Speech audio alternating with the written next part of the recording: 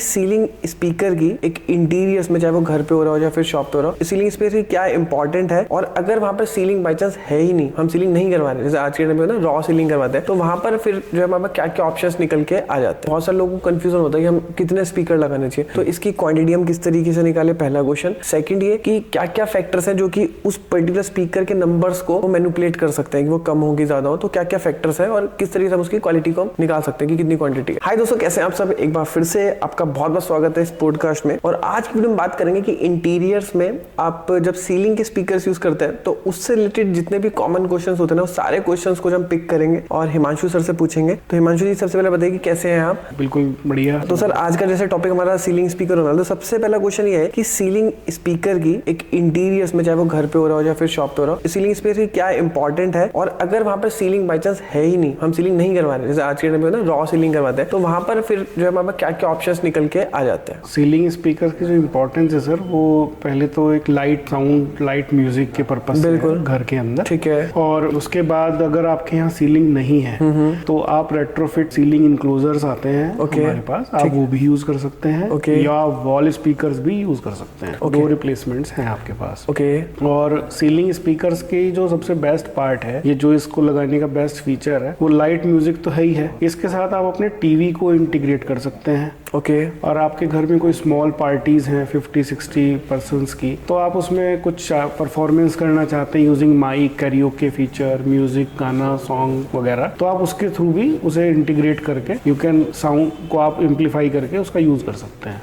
आप just put a mic with the system. तो इसके बहुत सारे फीचर हैं। आप मॉर्निंग में सुबह अगर कोई भजन, मेडिटेशन या कुछ भी करना चाहते हैं, तो उसके लिए आप नाद योग का भजन वगैरह लगा के आप पूरे घर के अंदर एक गुड वाइब्स क्रिएट होती है, वो सब कर सकते हैं। क्योंकि बहुत सारे लोगों का एक क्वेश्चन ही होता है, उनको लगता है कि हम इतने सारे स्पीकर्स लगाएंगे, इससे बेटर क्या है कि जैसे फोन में जैसे ब्लूटूथ होता है, नॉर्मल ब्लूटूथ स्पीकर होता है, तो कहते हैं कि ब्लूटूथ में हम फ्लेक्सिबिलिटी मिल रही है, इधर उधर लेके जा सकते हैं। बट उसमें शिवम जी सबसे इम्पोर्टेंट पॉइंट ये है कि जो उसमें गाने हैं वो आपको एक लिस्ट बना के डालने ही पड़ेंगे एक तरीके से। और जब आपकी कोई कॉल आएगी तो या तो आप ब्लूटूथ स्पीकर पे ही उसे अटेंड कर रहे होंगे, जो सब सुन रहे होंगे, अगर किसी को नहीं भी सुनना है, या आप उसे डिस्कनेक्ट करेंगे और फिर आप कॉल लेंगे। तो आपके पास एक अलग से काम हो गया कि इसके साथ वो क्लब है। और ज्यादातर जो सॉन्ग लविंग पर्संस होते हैं, जो ज्यादा गाने वाने सुनते हैं, उनको बहुत सिंपल सिस्टम चाहिए होता है कि independently stand alone system work करे। और उसके पेन ड्राइव में या ब्लूटूथ फीचर तो सभी में आते हैं, अब जो एम्पलीफायर्स आते हैं, जो ये सिस्टम पीए सिस्टम होता है, तो उसके थ्रू आप उसे चला सकते हैं। तो इसमें कोई सिस्टम नहीं है, आप अपने टीवी को ऑन करके उसके साथ उसे कनेक्ट करके ऑक्स के through, and you can also create a surround sound system. मुझे बेसिकली लगता है कि मतलब जो आपकी कमर्शियल जैसे बिल्डिंग्स हो गए, तो उसमें मुझे लगता है कि ज्यादा यूजेबिलिटी अगर हम कंपेयर करें घर से, तो घर में भी है लेकिन घर से ज्यादा यूजेबिलिटी। हाँ देखिए, कमर्शियल बिल्डिंग्स में जैसे बड़ी फैक्ट्रीज हो गई, आपके हॉस्पिटल्स हो गए, बड़े कमर्शियल कॉम्प्लेक्सेस हो गए, in case of emergency they are very useful. क्योंकि मुझे लगता है कि बहुत सारे लोगों को लगता है कि स्पीकर सिर्फ सॉन्ग सुनने के लिए यूज होता है। नहीं, लेकिन इसके अलावा क्या क्या यूज हो सकता है, जैसे कि फैक्ट्रीज या फिर उसमें, तो वो आप मुझे बताइए। बेसिकली ये जो सीलिंग स्पीकर है ना, पीए सिस्टम बोलते हैं, पब्लिक एड्रेसेबल सिस्टम। जैसे आप दिल्ली मेट्रो में जाएंगे तो वहाँ पीए सिस्टम के थ्रू अनाउंसमेंट, बिल्कुल गॉश के हैं, तो वो आपको बता रहे हैं कि आपको किस लाइन पे जाना है, या कोई वार्निंग है, या कोई पॉइंट है जो आपको फॉलो करना है, सेफ्टी इंस्ट्रक्शंस है। तो इसी तरह जो फैक्ट्रीज हैं उसमें भी आप इनको यूज करते हैं as a safety instructions play करने के लिए, या प्री रिकॉर्डेड मैसेजेस प्ले करने के लिए, या पर्टिकुलर किसी पर्सन को आपको अनाउंस करके किसी पर्टिकुलर लोकेशन पे एड्रेस कराना है, तो आप उसके लिए भी उसे यूज कर सकते हैं। इसी तरह हॉस्पिटल्स में यूज होता है, क्योंकि हॉस्पिटल भी बहुत बड़े होते हैं। हाँ, क्योंकि मैंने देखा जैसे फैक्ट्रीज या हॉस्पिटल्स हो गए ना, वो ज्यादातर शहर से आउटर में होते हैं, और वहाँ पे कई बार सिग्नल्स वगैरह भी नहीं आते, बहुत इश्यूज होते हैं सिग्नल्स के, तो वहाँ पे कई बार कॉल नहीं लगती, या मान लीजिए कोई डॉक्टर है वो बिजी है किसी पेशेंट में और फोन वाइब्रेशन पे ही रखा है, तो इन दैट केस आप इमरजेंसी केस के तब आप डॉक्टर को कॉलिंग कैसे करेंगे। बिल्कुल बिल्कुल। तो इसके लिए सबसे बेटर तरीका पीए सिस्टम आता है जो कमर्शियली यूज होता है। तो उसमें अलग तरीके का सेगमेंट है, उसमें वॉटेज अलग यूज होती है। मतलब बेसिकली जो स्पीकर्स होते हैं वो सॉन्ग के साथ साथ एक तरह से सेफ्टी या सिक्योरिटी फीचर्स की तरह भी आप यूज कर सकते हैं। अब इसमें सर मेरा नेक्स्ट क्वेश्चन आपसे ये है, जैसे फॉर एग्जांपल सीलिंग है, अब जैसे सीलिंग पे बहुत सारे लोगों को कंफ्यूजन होता है कि हम कितने स्पीकर लगाने चाहिए, तो इसकी क्वांटिटी हम किस तरीके से निकाले, पहला क्वेश्चन। सेकंड ये कि क्या क्या फैक्टर्स हैं जो कि उस पर्टिकुलर स्पीकर के नंबर्स को मैनिपुलेट कर सकते हैं कि वो कम हो कि ज्यादा हो, तो क्या क्या फैक्टर्स हैं और किस तरीके से हम उसकी क्वालिटी को निकाल सकते हैं कि कितनी क्वांटिटी है। देखिए, बेसिक जो थंब रूल अगर हम इस पे बात करें तो 10 बाई 10 के अगर आपका कोई रूम है तो उसमें एक 6 वॉट का ceiling speaker is sufficient, much more single 6 what is sufficient. मतलब आपको कोई लाउड म्यूजिक सुनने का क्रेज है या फिर होम थिएटर आपको सराउंड साउंड सिस्टम जनरेट करना है, तो you can put 2 speaker 3 speaker as per your budget. Okay, तो कई बार ये क्लाइंट के एंड पर डिसाइड होता है कि उसे कितने चाहिए, या कई बार हम जो अपना रिकमेंडेशन देते हैं वो उसको भी बढ़ा देता है कि आप इसे बढ़ा दीजिए या इस जगह से कम कर लीजिए। ज्यादातर जो स्पीकर्स होते हैं वो रूम्स में भी आते हैं, ओके, और वॉशरूम्स में भी आते हैं, आपके डाइनिंग हॉल, लॉबी या कॉरिडोर पाथवेज में, और कई लोग जो है गार्डन जिनके बड़े हो, जिनके पास गार्डन स्पेसेस है, तो आप गार्डन में भी स्पीकर लगा सकते हैं। ओके, और वो water proof, weather proof speakers होते हैं IP67। तो IP67 जैसे है ये, तो मतलब IP67 में मतलब कुछ ऐसा कुछ क्राइटेरिया भी होता है कि हाँ इस लेवल तक जो है उसको डस्ट प्रूफ या फिर वाटर प्रूफ होगा? नहीं, IP67 अपने आप में एक सर्टिफिकेशन है, जिसका मतलब ही है कि it is dust proof, weather proof. Okay, so it you don't have to worry about it, मतलब उसमें कोई ऐसा इशू नहीं है। मतलब जैसे कोई ऐसी फैक्ट्री वहाँ पे डस्ट वगैरह का ज्यादा है, नो इशू। ऐसी भी कुछ सर्कमस्टेंसेस बनते हैं, जैसे कई बार क्या होता है कि आपका पानी जो है वो वहाँ पर नहीं है लेकिन डस्ट बहुत है, तो वहाँ पर भी IP67 ही लगेगा? यस, तब भी हम वही लगाएंगे। या फिर कुछ कोरोजन, अगर कोई प्लांट है, केमिकल प्लांट है, तो वहाँ के लिए कुछ सिनेरियोज चेंज हो जाए स्पीकर्स के। या फिर हम उन्हें इनक्लोजर्स आते हैं हमारे पास, जो chemical proof, resistance proof enclosures होते हैं, जिनके अंदर स्पीकर को माउंट किया जाता है।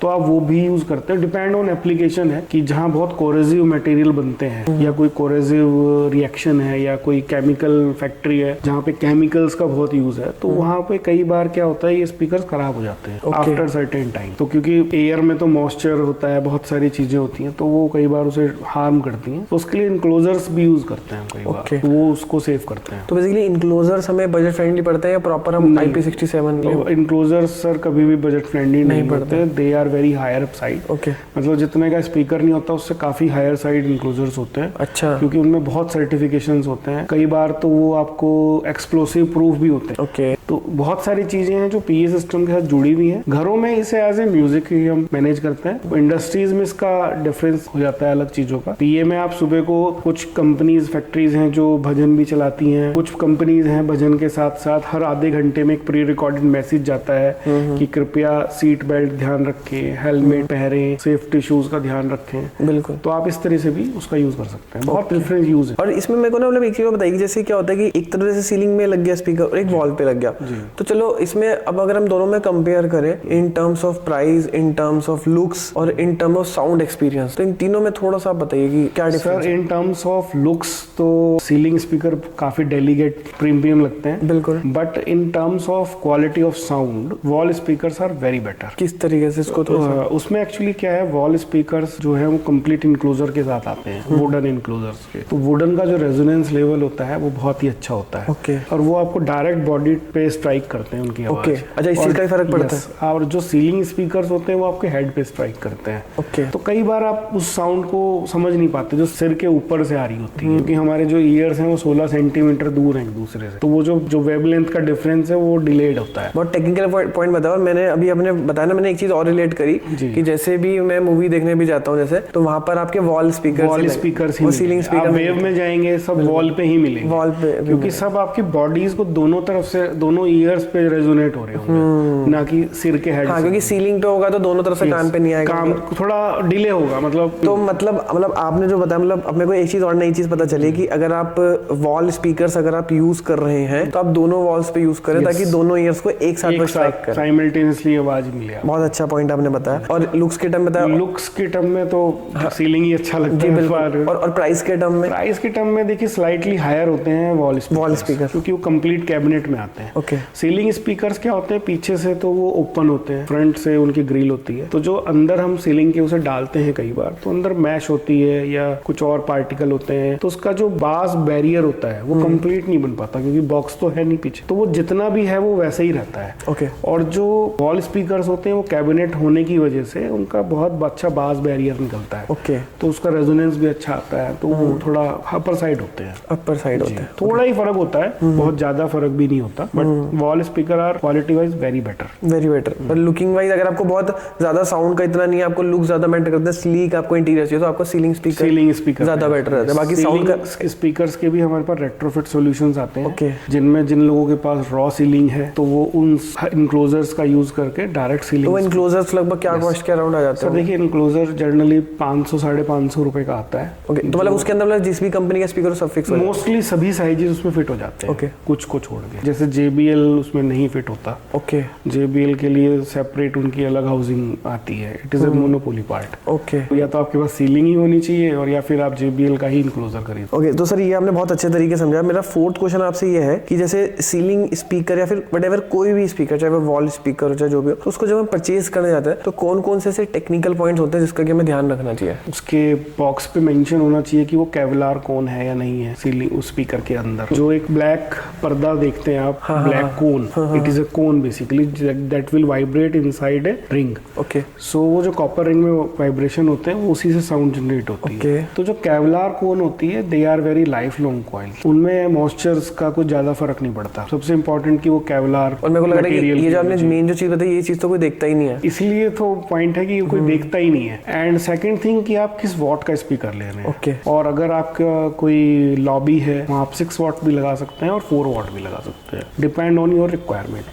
इन स्पीकर्स को आप जब घर में लगाते हैं तो आप इनको इंडिविजुअल भी कंट्रोल कर सकते हैं। ओके, तो उसके लिए कंट्रोलर्स भी आते हैं और कुछ और भी टेक्निक्स हैं जिनको हम बता देते हैं, क्लाइंट को यूज कराते हैं, तो आप उनके थ्रू भी इंडिविजुअल स्पीकर्स भी यूज कर सकते हैं। ओके सर, मेरा अपना नेक्स्ट क्वेश्चन आपसे ये है, जैसे फॉर एग्जांपल एक हॉस्पिटल का एक एरिया है, जैसे रिसेप्शन एरिया है, तो उसका लाइक आपका 20 बाय 20 का एरिया है, सेम आपका एक घर में एक हॉल है उसमें 20 बाय 20 का एरिया है, तो क्या इन दोनों जगहों पे जो स्पीकर की जो आपकी क्वांटिटी रहेगी और जो स्पेसिफिकेशन रहेंगे सेम रहेंगे या कुछ डिफरेंट आएगा? इसमें शिवम जी जो हॉस्पिटल का एरिया है फॉर एग्जांपल 20 बाय 20, उसमें भी हम 2 ही स्पीकर लगाएंगे। अच्छा, 2 ही लगाएंगे? हाँ, और घर में भी 2 ही लगाएंगे। ठीक है। बट उसमें एक पॉइंट ये हुआ, जो घर का स्पीकर होगा हमारा वो 6 वॉट की टेपिंग पे होता है। एक्चुअली जो स्पीकर्स होते हैं उनमें टेपिंग फीचर होता है कि आप सेम स्पीकर को 1.5 वॉट, 3 वॉट और 6 वॉट बना सकते हैं। तो इन तीनों में क्या डिफरेंस आएगा? आवाज का, साउंड का। अच्छा, मतलब सेम 6 वॉट का स्पीकर 1.5 3 उसमें डिवाइड, मतलब उसी हिसाब से मैनेज हो जाती है उसकी वॉटेज। ओके।